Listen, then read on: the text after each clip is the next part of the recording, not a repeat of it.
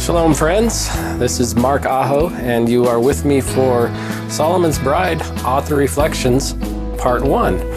And some of you may know me as Mark Meadows, that is the author name that's on the front of my books. But in these videos I'm going to be sharing some personal things with you, some of my own reflections, some observations, those kinds of things. And for that I would be happy to use my own given name, which is Mark Aho.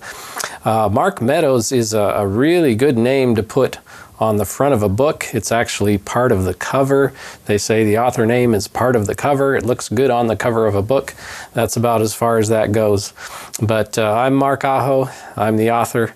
And thanks for being with me today. I hope you find these videos helpful, edifying, and as we start to explore some interesting things, I hope some maybe puzzling things about the books become a little more clear through these videos. Now, if you've read my books, I thank you very much. This is book number 1 in the 5-book series, Down from His Glory. And as I say, there's 5 books in the series. At this time, 3 of them are released. The 4th one is very, very close to being released. We're just hoping, if all goes well, just in a month or 2, it will come out. And if you've read the books, you know that I've done things differently than maybe is recommended or that you've seen before, and that's because I'm not really an author. I suppose I am an author because I have books, but I'm not a trained writer. What I am is a person that occasionally gets inspirations, and they can be strong inspirations, and inspirations can force a person to learn a craft that they have not been trained to do formally. And that's the way it's been with my music, and that's the way it's been with my books also. I was forced by the inspiration to get this story out because I thought it would be helpful to people. I thought I was inspired by it. I thought people would be inspired by it. And so I just put my hand to it, and pretty soon we had a draft and it was available, and I had no advertising budget, I had no connections, I had no way to get these books out to the public. So I just passed out a few copies of the draft to some of my close friends and associates to get their feedback and have them tell me what they think. Is there something worthwhile here?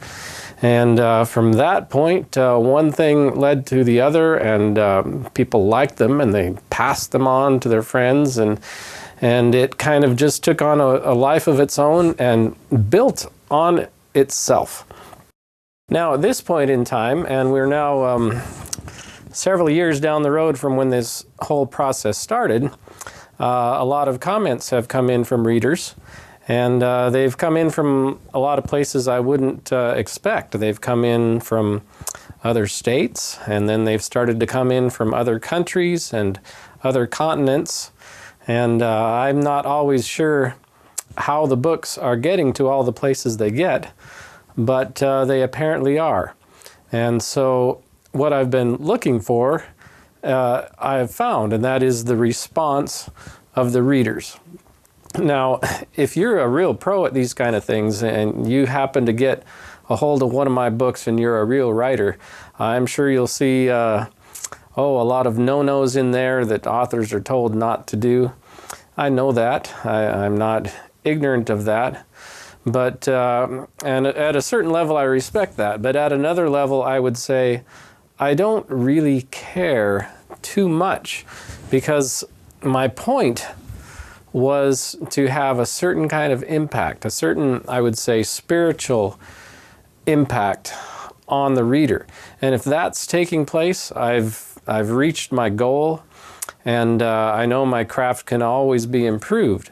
But if it's reaching the goal that I want to reach, I'm not going to be too concerned about staying with all the established theory.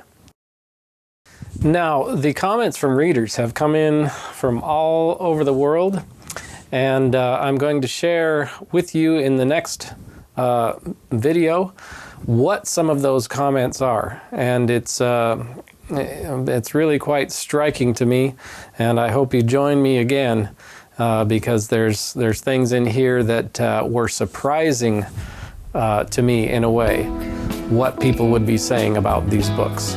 So we'll see you next time.